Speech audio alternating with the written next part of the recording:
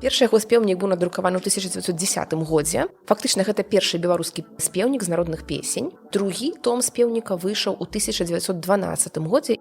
Свой час ён адчуваў як зару свабод, зару магчымасцяў і лічыў, што яго, канешне, трэба выкарыстаць па максімуму.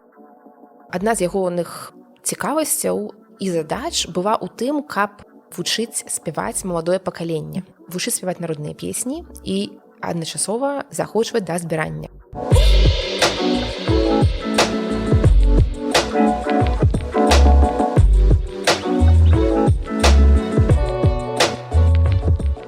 Добрый дзень, шаноўнае гаспадарства, з вами падкаст «Так склалася гістарычна» і я, Дзягіль Ганна. Рада вас вітаць сёння ў чарговым нашым выпуску. І сёння ў гасцях падкасту спадарня Яніна Грыневіч, кандыдат філалагічных навук, даследчыца беларускага фальклору. Вітаю, Яніна.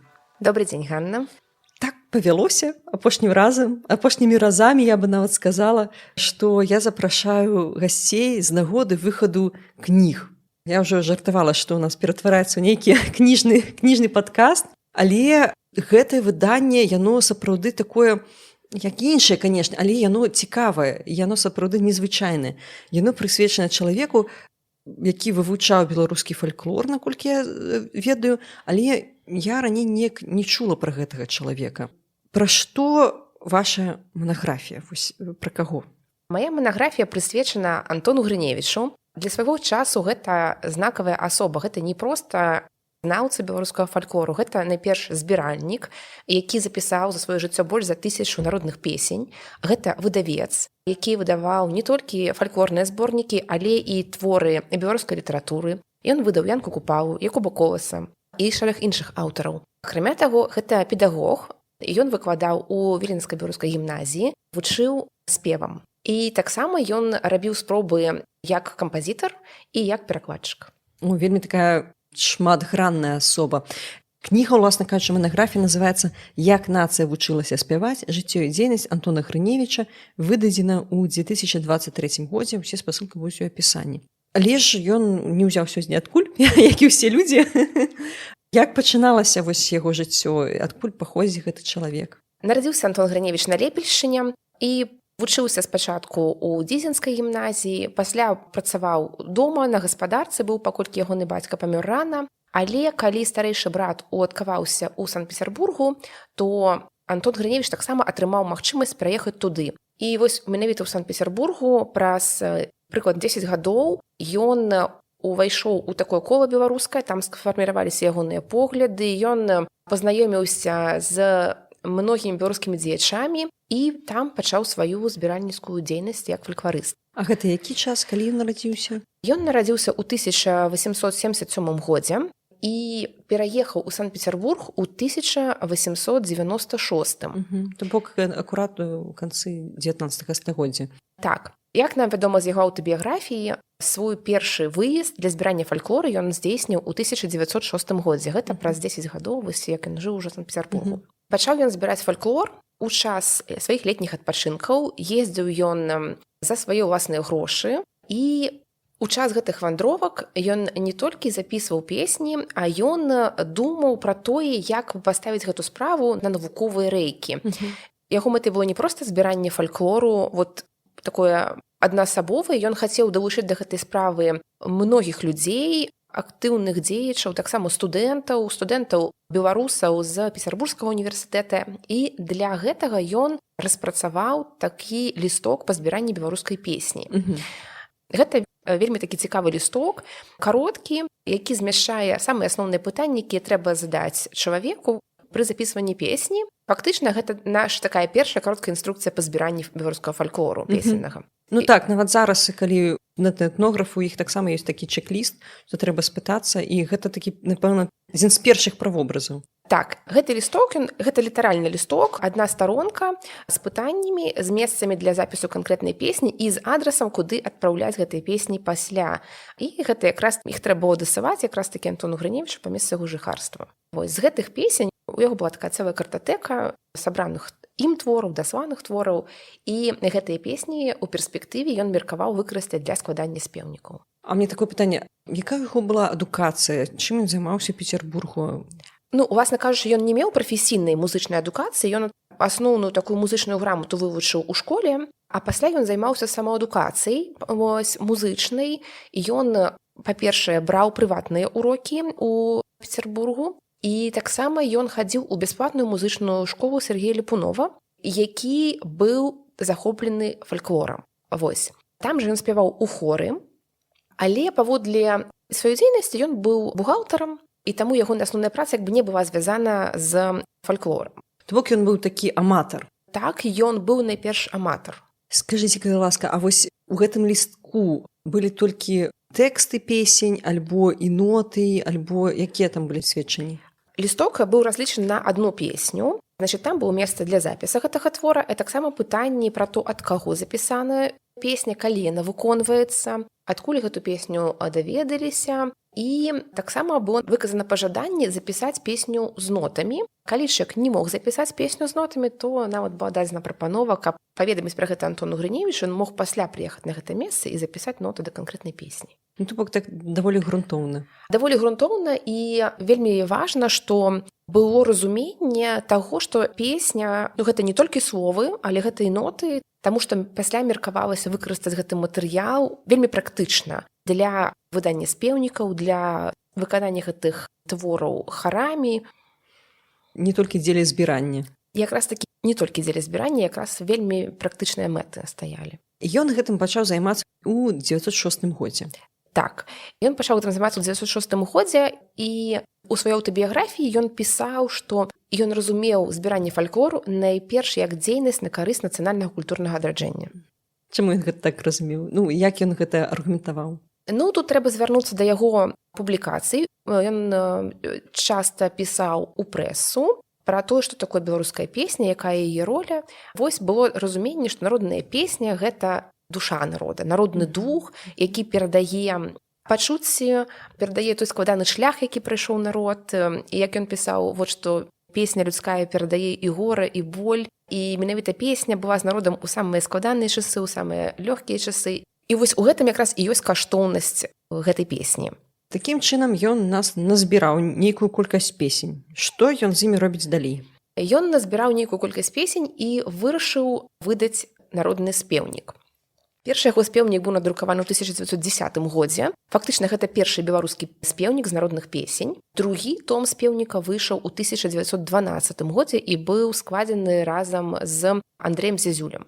Гэтыя спеўнікі утрымліваюць не толькі тэксты песень, але яны маюць такую кароткую прадмову ад збіральніка, у якой аўтар заахвочвае збіраць песні і дасылаць іх яму для таго, каб ён працягваў гэту справу па выданню спеўнікаў далей. Для чаго былі спеўнікі?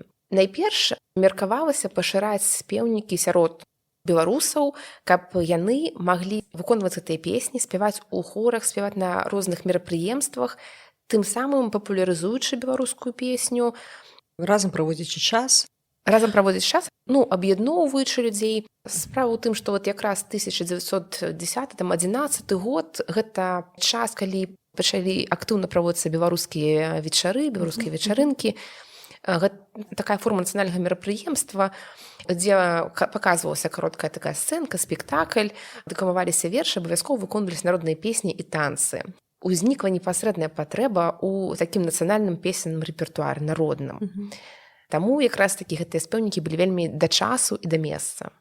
А гэтыя вечарыны праводзіліся ў Петербургу альбо і ў Беларусі? Цэнтрам, пачаліся беларускія вечарыны ў Вільні, але, безумоўна, далей гэта справа пайшла на ўра, і праводзіліся яны ў Петербургу, і праводзіліся яны і ў Маскве. І, у прынцыпе, у тых цэнтрах, дзе была актыўная такая беларуская суполка. А ў мяне такое пытанне, а на якія грошы выдаваліся гэтыя песенькі? І якім тыражом, як яны распаўсюджваліся, можа быць, вядома? Найперш, праца збіральніцкая Антона Грыневіча – гэта свайго рода падзвіжніцкая праца, таму што ён займаўся збіраннем на свае грошы, якія ён адкладаў са свайго заробку. І экспедыцыі выдання спеўніка – гэта ягоная прыватная ініцыятыва. Тут трэба сказаць пра тое, што ён, жывучы ў Петербургу, па-першае, працаваў у выдавецтве «Загляне сонца ў наша ваконца», і ўжо тады пачаў рабіць такія першыя крокі да выдання спеўнікаў. Пасля, сышоўшы з выдавецтва, ён арганізаваў прыватнае выдавецтва Антона Грыневіча, выдаў там некалькі кніг нашых тады яшчэ пачынаючых класікаў, вось Якуба Коласа, Янкі Купалы, Глубка і шэрага іншых аўтараў. Вось, і таксама там жа выйшлі яго першыя спеўнікі. І ўсё гэта было, як бы на яго прыватныя грошы. Трэба сказаць тут яшчэ пра тое, што ён марыў і рабіў усё для таго, каб зрабіць гэта выдавецтва камерцыйна паспяховым. Выданыя кнігі ён спрабаваў і распаўсюджваў праз беларускіх кнігарняў, у тым ліку праз кнігарню ў Вільні. Вось. Калі казаць пра наклады, то з архіўных дакументаў мы ведаем, што наклады кніг яго былі прыкладна 2500 экземпляраў. То бок даволі прыстойна для таго часу. Так. І якое месца вось занялі гэтыя выданні Грыневіча ў тагачасным руху нацыянальнага адраджэння, скажем так? Калі казаць пра месца, то тут трэба звярнуць увагу на тое, што выданняў беларускіх было не так і шмат. І кожны год на старонках нашай нівы падводзіліся такія вынікі, значыць, культурнай працы за год. І зборнікі Антона Грыневіча заўсёды там фігуравалі. Вось. Хачу яшчэ дадаць пра тое, што было ў гэтых спеўніках. Найперш это былі народныя песні, але паступова ў спеўнікі пачалі трапляць і песні на словы беларускіх паэтаў, найперш на словы Янкі Купалы, которые змяшчаліся ў спеўніках, яны падлягалі такой невялікай апрацоўцы як з пункту гледжання музыкі, так і з пункту гледжання тэксту. Яны гарманізаваліся. Гэта значыць, не адбывалася ўмешання такога вось у мелодыю сур'ёзнага альбо ў тэкст. Яно фактычна троху зважвалася гучанне, і тое самае адбывалася вось з тэкстамі песень. І фактычна зборнікі Грыневіча, вось гэта такі узор выдатных прыкладаў народнай песеннай творчасці і вось такіх твораў маладых паэтаў, таксама яшчэ ў чымсьці вельмі блізкіх па гучанню да народнай творчасці. Якія як бы асноўваліся на гэтай народнай творчасці. Шмат у чым так, яны грунтаваліся на народнай творчасці. То бок самі гэта народныя песні, яны, скажем так, крыху апрацоўваліся, каб іх было лягчэй, магчыма, спяваць, прыгажэй спяваць, каб там тэкст быў больш дасканалы, там, можа быць, рыфму нейкую яны правілі, тому што аўтэнтычны запіс там не заўсёды ўсё добра з рыфмай, напрыклад, можа быць. Плюс яшчэ нейкія ўжо пробы пера новых літаратараў. Так, гэта цікава. Што у нас адбываецца далей? Вось пачатак 20-га стагоддзя гэта нацыянальнае адраджэнне, ўсё гэта бурліць, асабліва пасля рэвалюцыі 5-го году, ўсё гэта дазволена. А што адбываецца далей? Дзейнасць Антона Грыневіча дасягае свайго такога піку. Вось 13-й год выходзяць зборнікі, ягоныя выйшлі, ўжо выходзяць кнігі беларускіх аўтараў. І тут пачынаецца Першая светная вайна, і гэта шмат у чым перарывае вось гэту дзейнасць. Антон Грыневіч мабілізаваны, ён служыць на станцыі Балагое. Ён фактычна адарваны ад Петербурга, ад тых людзей, з кім ён там быў у пастаяннай сувязі і кантакце. Вось. Але, тым не менш, ён не спыняе сваю дзейнасць. Ён у Балагім ён працягвае займацца беларускай справай у вольны час, хаця па лістах яго мы ведаем, што гэта вельмі цяжка яму даецца, бо ён мае не вельмі добрае здароўе і плюс ён вельмі заняты. Але там ён рыхтуе кнігу пад назвай «Як трымацца змалку» і кнігу «Навучнік першых музычных правілаў». Абедзве кнігі пасля будуць выданы. Адна з іх, як зразумела з назвы, павінна служыць мэтам навучання, музыцы, спевам, а таксама быць даступнай для саманавучання. А другая – гэта такі невялікі звод правілаў, як паводзіць сябе маладому беларусу, як трымацца змалку. Там ён коротка апавядае пра як правільна паводзіць сябе ў школе, як правільна ставіцца да бацькоў, як правільна ставіцца да веры. Вось, такі кодэкс гонару юнага беларуса. Так. Цікава. А можаце прывесці нейкі прыклад, вось як трэба паводзіць сябе юнаму беларусу? Там такія кароткія тэксты такога дыдактычнага зместу пра тое, што ў школе трэба найперш звяртаць увагу на вучобу, вельмі ўважліва слухаць настаўніка, слухаць бацькоў, паважаць старэйшых, вось такога роду рэчы. Цікава. Так, такім чынам падчас Першай светнай вайны, нягледзячы ні на што, ён, скажем так, займаецца выдавецкай справай, рыхтуе гэтыя выданні. Ён рыхтуе гэтыя выданні, Ён ужо адарваны ад выдавецкай дзейнасці, але ён іх Выдасць пазней. Так, але ён рыхтуе іх у рукапісах і працягвае ліставанне з дзеячамі беларускага руху.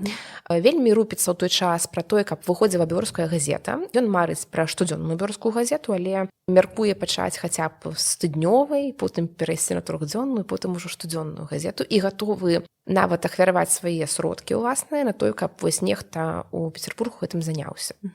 Марыць ён таксама пра стварэнне беларускага клуба, які падтрымліваў бібліятэку, вось там пры ім была рэдакцыя газеты, такі своеасаблівы цэнтр беларускага культурнага жыцця ў Петербургу. Гэта, наколькі разумею, далёка не ўсё было рэалізавана. Так, далёка не ўсё, але спробы былі. Пасля таго, як скончылася вайна, ён уадклаўся на працу ў беларускі нацыянальны камісарыят, дзе вось усе свае планы вельмі грандыёзныя агучыў, яны там былі заслуханы і як бы прыняты як аснова для дзейнасці. Але, як мы ведаем, з гэтага фактычна нічога не атрымалася, паколькі не было фінансавання, і не змог камісарыят так разгарнуць сваю дзейнасць, як планаваў. То бок гэта ўжо пасля кастрычніцкай рэвалюцыі. Гэта ўжо 18-й год. 18-19 самы пачатак 19-го ён звальняецца з беларускага нацыянальнага камісарыята і пераязджае ў Мінск. Але савецкую ўладу ён прымае, падтрымлівае. Ён у пачатку 19-го года пераязджае ў Мінск, нібыта з працоўнай камандзіроўкай ад беларускага нацыянальнага камісарыята. Але потым мы ведаем па дакументах, што ён быў звольнены, таму што гэта камандзіроўка лічыцца як бы для не было падстаў. І мы ведаем, што ён едзе сюды шукаць грошы на выданне сваіх спеўнікаў далей. Прыехаўшы ў Мінск, ён звяртаецца ў прэзідыум часовага ўраду Беларускай Рэспублікі і дзе просіць выдаць яму грошы на аплату гарманізацыі беларускіх песень, які ён замовіў у рускага кампазітара Грычанінава, і таксама падтрымаць выданне беларускіх песень у зборніках, паколькі ўсё, што яму вядома, з выдадзенага папярэдня зроблена недастаткова якасна. Па яго меркаванню. Па яго меркаванню, паколькі яно не паказвае ўсё хараство беларускай песні. І што, далі яму грошы? Грошы яму не далі, але паступова ён атрымаў магчымасць знайсці тут працу. Так, якую? Ён папрацаваў тут і настаўнікам спеваў, і таксама ён тут узначаліў беларускі дом, які знаходзіўся на Конным пляцы, і там ён арганізоўваў беларускія вечарыны, бібліятэку, вось такога роду дзейнасць. Але у хуткім часе ён пераехаў з Мінска ў Вільню зноў жа ў пошуках лепшага месца для сваіх праектаў. То бок ён ужо да бухгалтарскай працы не вяртаўся, ён ужо занурыўся вось такую культурніцкую. Так, ён занурыўся ў культурніцкую. Свой час ён адчуваў як зару свабод, зару магчымасцяў і лічыў, што яго, канешне, трэба выкарыстаць па максімуму. У лістах да аднаго з нацыянальных дзеячоў таго часу ён пісаў, што як вы можаце чакаць, мы зараз знаходзімся на зары свабод, і што вам скажуць пасля нашчадкі, калі ўбачыць, што вы не дапрацавалі. Вось, таму фактычна ён лічыў, што ўся ягоная дзейнасць павінна быць сканцэнтравана ўжо на нацыянальных праектах. Так, значыцца, у Мінску ён сабе, скажем так, такога сталага, удалага месца не знайшоў, вырашыў пашукаць яшчэ магчымасці. А што ў Вільні? Так, у Мінску з фінансавага боку ўсё было не гладка, таму ён пераязджае ў Вільню, і першы час ён нават спрабуе аднавіць дзейнасць свайго выдавецтва і нешта яшчэ выходзіць у прыватным выдавецтве Антона Грыневіча, але, канешне, сітуацыя не вяртаецца да сітуацыі 13-го года, яна ўжо і блізка не падобная. Справа перарываецца раптоўна і нечакана, ён арыштаваны польскай дэфензівай. Вось, і амаль год, там 9 месяцаў ён знаходіцца ў турме. А гэта калі было ўжо? І ён арыштаваны ў 21 годзе. Гэта ўжо, напэўна, пасля рэчыцкага міру. Ён арыштаваны ў цягніку, едучы з Вільні ў Мінск па дарозе. Вось, ён ехаў нібыта па справах беларускай кааперацыі там, але пры ім была знойдзена шыфроўка. Вось, і ён прабыў пад арыштам 9 месяцаў, фактычна. Потым быў адпушчаны. Шыфроўку спачатку не змаглі расшыфраваць, але праз пэўны час гэта ўдалося. Вось, і над ім, але гэта ўжо пазнейшая гісторыя, зноў навісла небяспека паўторнага арышту. Так, і такім чынам вось пасля гэтага арышту, пасля гэтага сядзення пад арыштам, яго перарываюць усе гэтыя справы выдавецкія. Так, выдавецкія справы перарываюцца. Калі яго адпускаюць з турмы, па-першае, ён даволі слабы здароўем, адчувае сябе не вельмі добра, а па-другое, у яго няма працы і няма магчымасці знайсці працу, і ён невыязны з Вільні. То бок ягоныя экспедыцыі па пошуку народных песень вельмі абмежаваныя. Трэба сказаць, што ён усё роўна не губляе аптымізму і надзеі. Многія нацыянальныя дзеячы і ягоныя карэспандэнты працягваюць дасылаць яму песні. Ён вандруе ў ваколіцах Вільні, запісвае песні ад нацыянальных дзеячоў, якія жывуць у Вільні. Ён вельмі блізка сябруе з Язэпам Драздовічам і запісвае песні ад яго, запісвае песні ад Алеся Гуруна, запісвае песні ад Браніслава Тарашкевіча і шэрагу іншых дзеячоў. Вось. Акрамя таго, мы ведаем, што Язэп Драздовіч і сам збірае народныя песні, многія таксама іншыя дзеячы таксама самі збіраюць народныя песні і перадаюць яму. Што ён з імі робіць? Ён працягвае складаць спеўнікі. У яго 25 годзе яшчэ выходзіць адно выданне, гэта беларускі дзіцячы спеўнік, і запланаваны яшчэ шэраг зборнікаў, гэта канцэртны спеўнік і народны спеўнік, але яны так, мы ведаем, што хаця яны былі падрыхтаваны, так ніколі і не выйшлі. А яны захаваліся недзе? Невядома, ці захаваліся яны. Прынамсі, зараз мы не ведаем, дзе гэтыя рукапісы знаходзяцца. Так, мы не ведаем, але нам дакладна вядома з паведамленняў у прэсе, што гэтыя зборнікі ім былі падрыхтаваныя. Акрамя таго, з яго аўтабіяграфіі мы таксама ведаем, што былі падрыхтаваныя яшчэ і іншыя зборнікі пазней. Так, то бок, нягледзячы ні на што, яго такое ўсё адно ён сваю справу працягвае. Працягвае. У 23-м годзе ён знаходзіць працу выкладчыка спеваў у Віленскай беларускай гімназіі. Працуе ён там недоўга, год. Вось. У гэты час запісвае таксама песні ад дзяцей і ад выкладчыкаў гімназіі. Вось.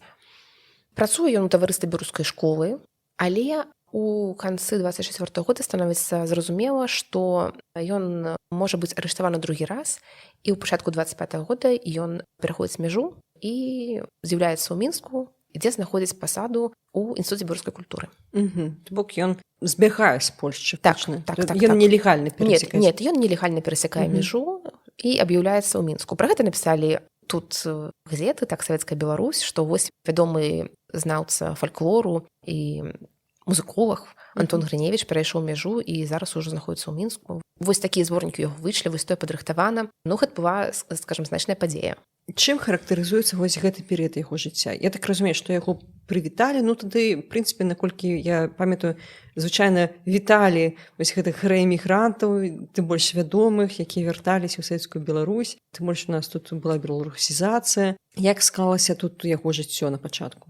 Ён перайшоў мяжу і фактычна адразу знайшоў тут месца. Трэба думаць, што яго тут была пратэкцыя добрая. Вось ён апынуўся ў інстытуце беларускай культуры, і неўзабаве была створана песенная камісія ў інстытуце беларускай культуры, дзе ён стаў сакратаром. Вось тут на гэты момант можна думаць, што яго ўсё склалася. Ягоны род дзейнасці вось супаў з ягонай працоўнай дзейнасцю, і ён атрымліваў грошы за сваю працу. І тут ён вельмі таксама актыўна ўключыўся ў работу. Ён, па-першае, удзельнічаў у першым і другім усебеларускім з'ездзе краязнаўчым. Ён актыўна ездзіў тут у экспедыцыі, як адзін, так і ў кампаніі з калегамі інстытута беларускай культуры, і актыўна збіраў песні. Вось у яго зноў жа былі планы па выданню рознага кшталту песенных зборнікаў. Акрамя таго, яны разам з калегамі па песеннай камісіі праслухоўвалі народныя песні, якія гарманізавалі іншыя кампазітары, адбіралі лепшае для рэпертуару розных капэл, у тым ліку. Вось, напрыклад, у інстытут беларускай культуры звярнулася украінская капэла «Думка» для таго, каб ёй прадставілі беларускія песні для выканання. Яна збіралася з канцэртамі, з гастролямі аб'ехаць усё СССР, каб дэманстраваць там вось народныя песні, у тым ліку беларускія. Вось адборам гэтых песень займаўся у тым ліку Антон Грыневіч. Шукалі яны і народных выканаўцаў для таго, каб беларуская музыка і беларуская песня была прадстаўлена на розных выставах. Напрыклад, для выставы ў Парыжы шукалі сляпога лірніка. Вось праслухоўваннем якраз займалася песенная камісія. Вось такога роду дзейнасць тут распачалася. Трэба сказаць яшчэ вось, што НБУ Культар якраз такі 25-й год пачынае выходзіць часопіс «Наш край». У першым нумары Антон Грыневіч друкуе вельмі грунтоўную інструкцыю па збіранні народных песень.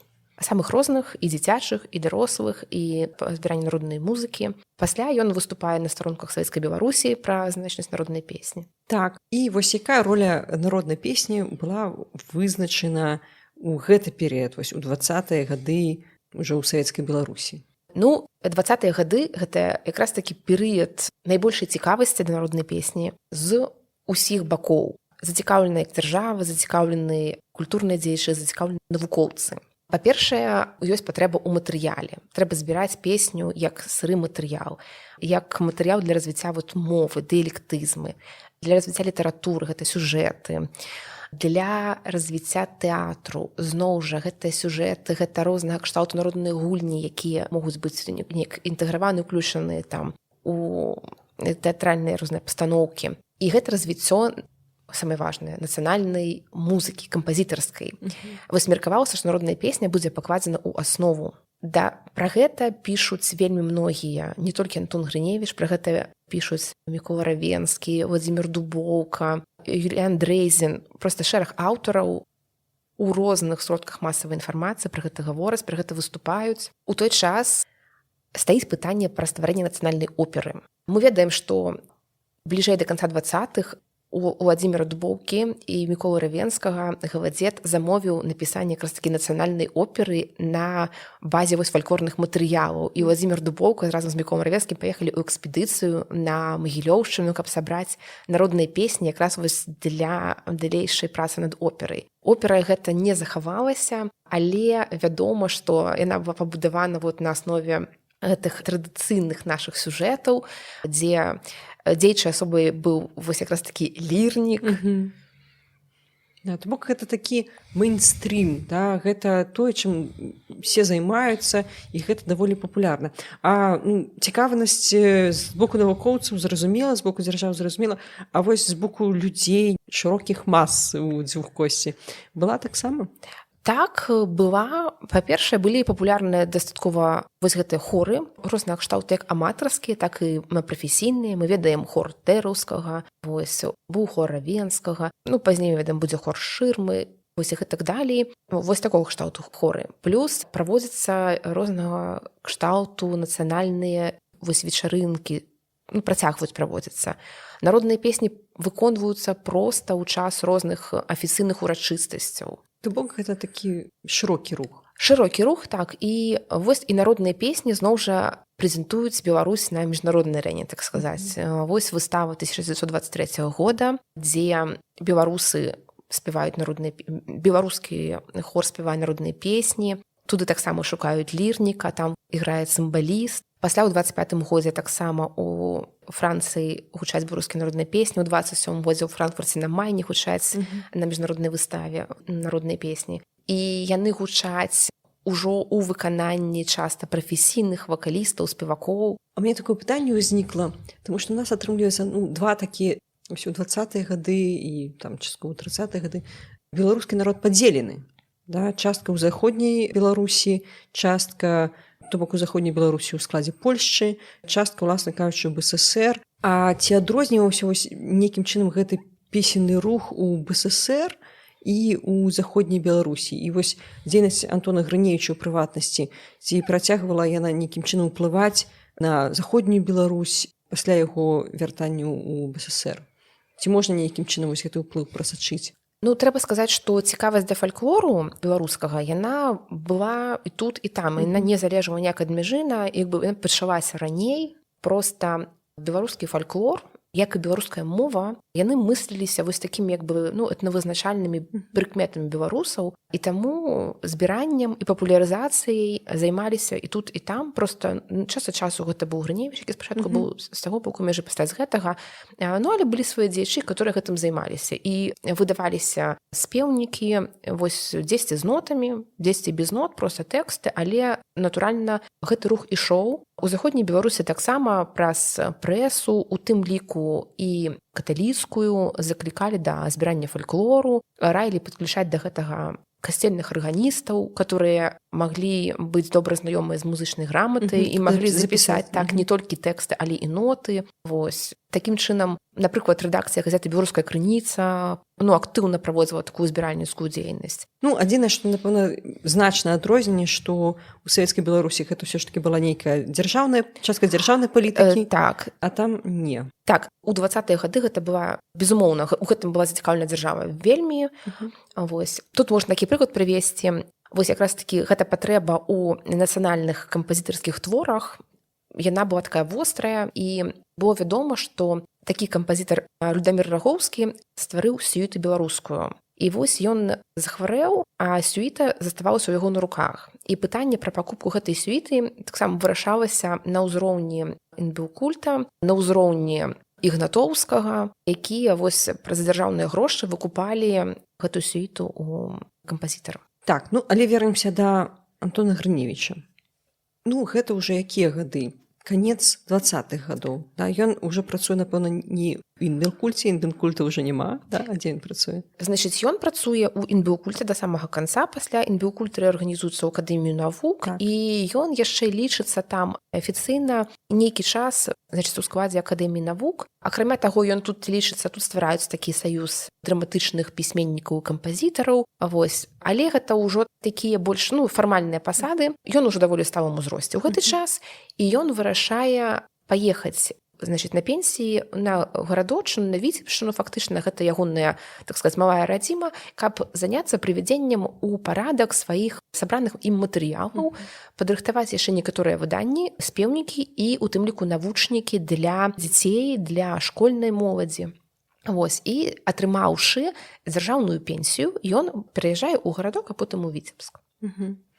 Так, і на пенсіі займаецца разбором сваіх матэрыялаў. Так, займаецца разбором сваіх матэрыялаў. Але ён не толькі ж проста зборам займаўся, да? Ён жа і раней там нейкія навучальныя дапаможнікі выдаваў.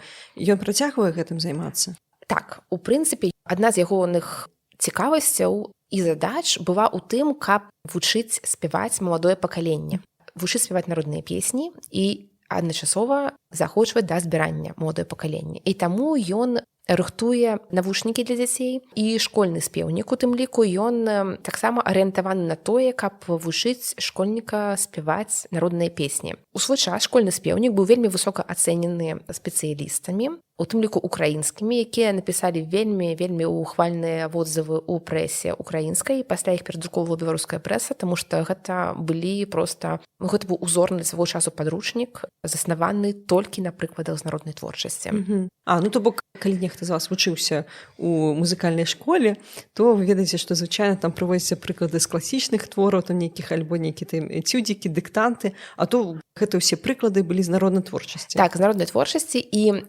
гэта было вельмі ўдала, паколькі вучні звычайна паходзілі з сялянскіх сем'яў, і ім гэтая творчасць была знаёма, і таму навучанне павінна было быць не вельмі складаным. Акрамя таго, Антон Грыневіч вельмі рупіўся пра музычную тэрміналогію. Ён заняўся сам сабой стварэннем беларускай музычнай тэрміналогіі. Ён хацеў максімальна спрасціць навучанне музыцы.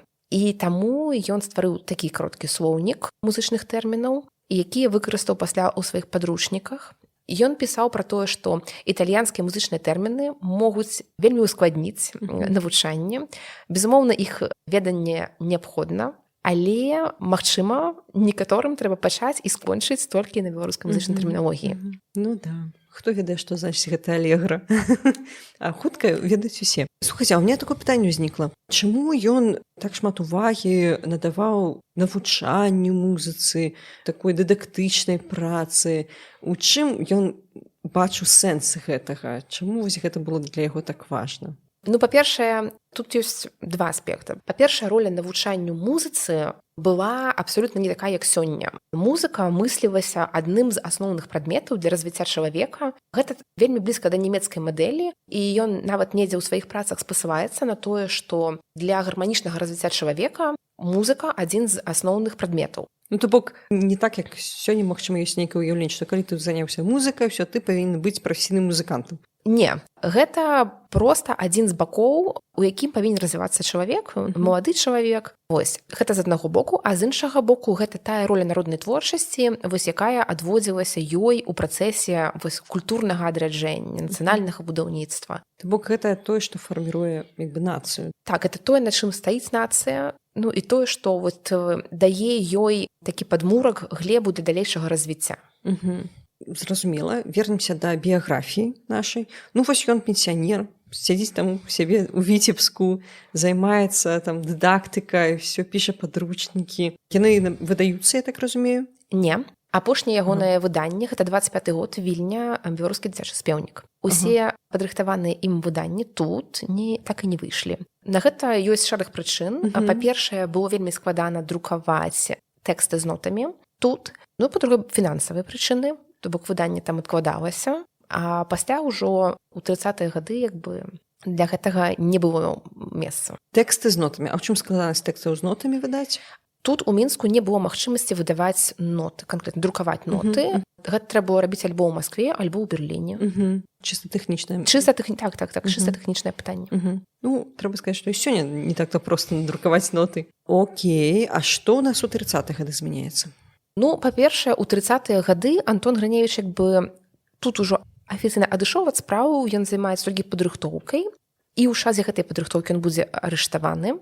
Але ў цэлым сітуацыя мяняецца даволі кардынальна. Па-першае, фокус з народнай творчасці перамяшчаецца на творчасць савецкую, і ў прынцыпе пачынае цікавіць вот зараз сучаснае развіццё фальклор фабрык, заводаў і гэтак далей. Народная творчасць разглядаецца вот як такі нацыянал-дэмакратызм. Вельмі шмат выходзіць крытычных публікацый у дачыненні да тых, хто займаецца народнай творчасцю і такой этнаграфіяй, традыцыйнай культурай. Типа гэта ўсё састарэла, тут у нас новая дзяржава, трэба вывучаць тое, што ну, ёсць цяпер. Усё значна больш рэзка, гэта нацдэмаўшчына і ўся гэта кампанія, там Каспаровіч, Вастоўскі, і так далей, і так далей, і так далей. Яны не ў фаворы, скажем так. А што з Грыневіча? Яго арыштоўваюць? Значит, Антон Грыневіч быў арыштаваны ў 33-м годзе па справе беларускага нацыянальнага цэнтра. Ён праходзіў як польскі шпіён. Вось. І спачатку ён быў арыштаваны і асуджаны на 10 гадоў, а пасля ў 37-м быў расстраляны. Ну, то бок, так скончылася яго жыццё. Так. На жаль. А што вось з яго спадчынай? Ягоная спадчына – гэта асобнае пытанне. Значыць, нам з аднаго боку вельмі пашанцавала, таму што калі ён пераходзіў мяжу у 25-м годзе, вяртаючыся ў БССР, ён не мог з сабой узяць свае архівы, якія ён збіраў доўгі час, і яны засталіся ў Вільні. У Вільні у архіве Віленскага беларускага музея імя Івана Муцкевіча. І дзякуючы гэтаму яны захаваліся. Будучы ўжо ў БССР, тут на першым усебеларускім краязнаўчым з'ездзе Антон Грыневіч казаў, што ён марыць перавесці сюды ў НБКульт свой архіў вялікі, каб тут яго парадкаваць і займацца выданнем сваіх твораў. Але гэтага так і не адбылося. Таму гэтая частка архіва да 25-го года фактычна ёсць. Тое, што Антон Грыневіч сабраў тут, працуючы ў НБКульце, не захавалася. В прынцыпе, я, наколькі ведаю, архівы НБКульта дрэнна захаваліся. А архівы НБКульта фактычна таксама не захаваліся, там нешта такое вельмі разрозненае.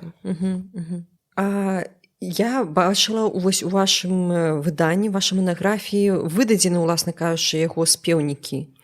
Што можна сказаць пра гэтыя спеўнікі? Так, у манаграфіі змешчаны ўсе ягоныя спеўнікі, якія выйшлі з 1910 па 1925 год. Гэта спеўнікі, першыя два гэта народныя спеўнікі, такія агульныя.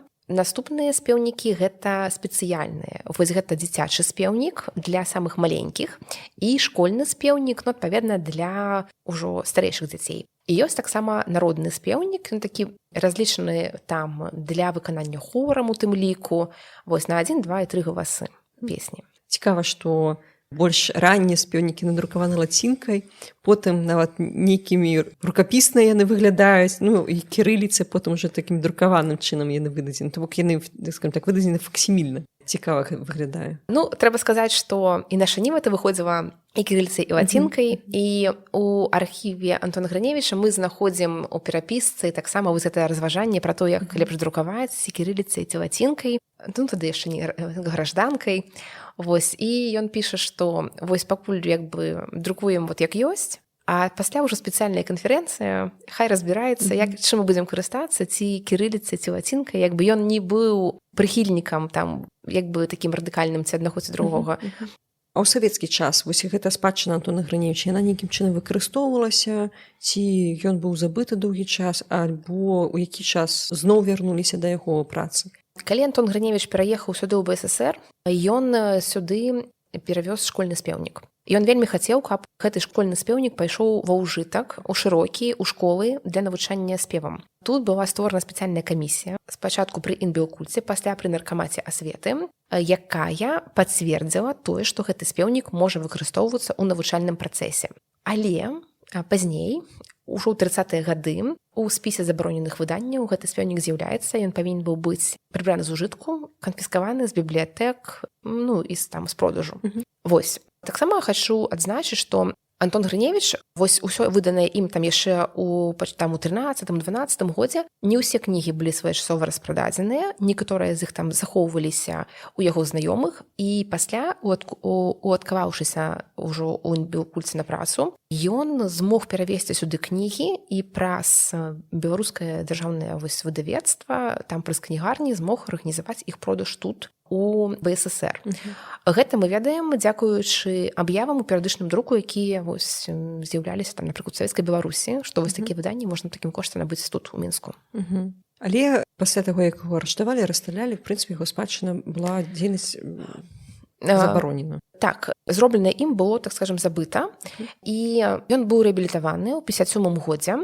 Вось, а пасля да вывучэннем яго дзейнасці заняўся вось мой непасрэдны кіраўнік Арсен Сергеевич Ліс, доктар філалагічных навук, і менавіта ён паступова вярнуў вось забыцця гэтую асобу. Ён яшчэ паспеў сустрэцца з людзьмі, якія добра ведалі Антона Грыневіча, вось, пісаць нейкія ўспаміны пра яго. Цікава. Ну і ваша манаграфія такім з'яўляецца падсумаваннем, можа быць, ці як? Так, моя монографія была задумана яшчэ вось пры жыцці Арсена Сергеевича, але задумана яна была найперш і вось як выданне твораў песенных, сабраных Антоном Грыневічам. Я вельмі доўга рыхтавалася да гэтай працы, паколькі архіў Антона Грыневіча вельмі вялікі. Вось тая частка, якая ляжыць у Вільні, частка ляжыць у нас. Трэба было працаваць вельмі шмат матэрыялаў архіўных, трэба было перапрацаваць вельмі шмат там крыніц перыядычнага друку. Вось. І такім чынам я прыйшла да разумення, што проста выданне твораў гэта недастаткова. І проста вузкая біяграфія гэта таксама не тое. Гэта манаграфія, гэта спроба паказаць асобу ў кантэксце яго часу, паказаць нейкім чынам высоту гісторыю і развіцця ідэй пра тое, што такое народная творчасць, якую роль яна адыгрывае ў станаўленні нацыі. Таму вось манаграфія атрымалася у такім выглядзе. Дзякуй, вельмі цікава. А вось скажыце, ласка, можа быць, ёсць нейкія такія песні, якія мы і зараз ведаем, якія зараз, здаецца, такім у культурным кодзе ў духкосці беларусаў, але якія паходзяць са збораў Антона Грыневіча? Так, па-першае, трэба сказаць, што многія збіральнікі фальклору фіксавалі народныя песні якраз такі са зборніка Грыневіча, якія бытавалі яшчэ там у 60-е, 70-е, 80-е гады на тэрыторыі Беларусі. Мне такіх ужо не ўдалося зафіксаваць, але са сведчанняў з архіўных нашых матэрыялаў ведаю, што так, сапраўды гэта было. Акрамя таго, спеўнік Антона Грыневіча, асабліва школьны спеўнік, спрычыніўся да папулярызацыі двух песень на словы Янкі Купалы, якія былі вельмі папулярны ў свой час. Гэта песні «Стук-стук малаток» альбо назва «Касцу». Гэта песня стала афіцыйным гімнам грамады ў свой час. Партыі беларускай сацыялістычнай грамады. Так. А таксама песня «А ці доўга, братцы, будзем пад няволі мы стагнаць». Таксама на слова Янкі Купалы. Ну, то бок, некаторыя песні яны сталі суперпапулярнымі ў свой час, а некаторыя песні яны як бы, атрымаецца, вярнуліся ў народ і потым зноў вярнуліся да даследчыкаў. Так, І адбывалася гэта якраз такі праз вось арганізацыю гэтых беларускіх вечарын. Яны гучалі з хора са сцэны, іх чулі, завучвалі і пасля спявалі. І таксама адбывалася гэта і праз спеўнікі. Клас, вельмі цікава. Дзякуй вялікі за расповед пра сапраўды цікавага чалавека, які, фактычна, скажем так, быў папулярызатарам, да? То бок ён ставіў мэту не такое чыста навуковае даследаванне, а менавіта папулярызацыю, і гэта давала імпульс, давала рэзультат. Нават такі, ведаеце, такі рэзультат, які чалавек нават сам не можа адсачыць. Так, і трэба сказаць, што гэта сапраўды папулярызатар з вялікай літары, і гэта натхняльнік на збіранне фальклору. Праз прэсу, праз асабістыя кантакты. Трэба сказаць, што ў свой час з Антонам Грыневічам разам, так сказаць, апантанны гэтай жа ідэі збіралі фальклор Янка Купала, Якуб Колас, Язэп Драздовіч і многія іншыя, каго мы, скажем, не так добра сёння ведаем.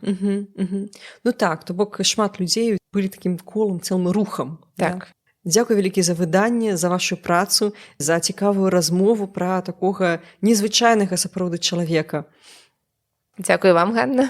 І тут напрыканцы проста напрошваецца рэкамендацыя, таму што і сёння ёсць людзі, якія імкнуцца папулярызаваць фальклор, і я ўжо рэкамендавала гэты праект у іншых падкастах, але я не спынюся яго рэкамендаваць зноў. Я хачу парэкамендаваць, калі вас зацікавіла тэма народных песень, вывучэння народных песень, слухання, спявання, самае галоўнае, то я хачу парэкамендаваць такі канал у Тэлеграм «Час спяваць», які вядзе спадарня Наталля. Яна, уласна кажучы, як чалавек з музычнай адукацыяй, займаецца тым, што бярэ вось гэтыя нотныя запісы нашых даследчыкаў з розных збораў песень, спявае іх і выкладвае ў тэлеграм-канале, і вы можаце, нават не ведаючы нотную грамату, проста са слыху спяваць разам з ёй і вучыць беларускія народныя песні. На сённяшні момант у гэтым канале больш за 400 запісаў на абсалютна розныя тэмы, і калыханкі, і балады, і жніўныя, і весельныя песні, на любы час, на любы густ.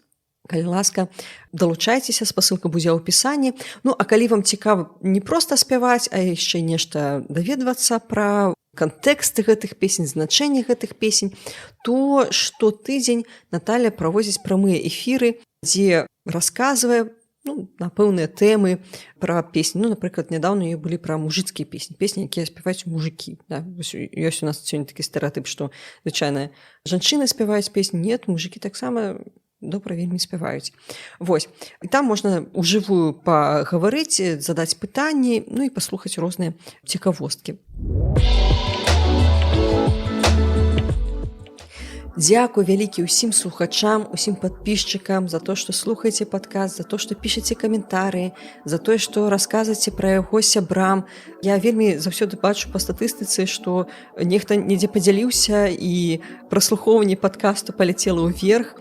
Дзякуй вялікі, мне гэта вельмі прыемна, гэта вельмі матывуе. Дзякуй вялікі за падтрымку спонсарам на платформе Patreon і на платформе Buy Me Coffee. Гэта таксама вельмі матывуе і падтрымлівае. І да новых сустрэч. Ставце лайкі, пішыце каменты, дзяліцеся з сябрамі.